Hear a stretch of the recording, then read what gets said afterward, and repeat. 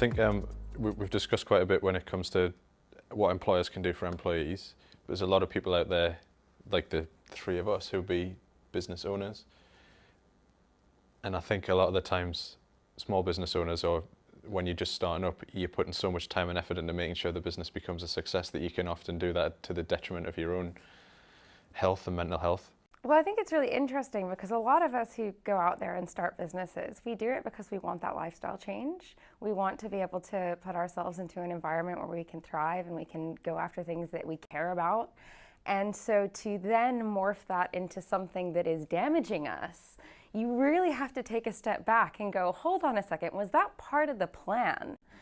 Because otherwise you're never going to reach that goal that you set.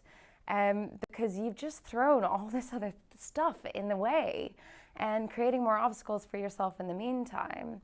So I think there's a little bit of kind of going back and really discovering what your values are. I think there's a lot of life today where we think about goals or some sort of task that we have in mind where we want to get to the other side and achieve something.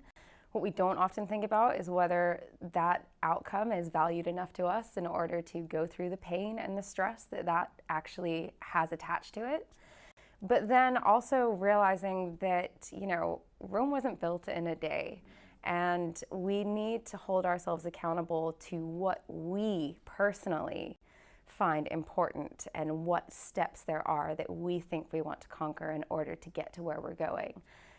It's so easy to look externally and to see what other people are doing and hear about these awesome entrepreneurs that have just worked themselves to the bone, but it's fine now because they're rich and famous. And it's just not realistic.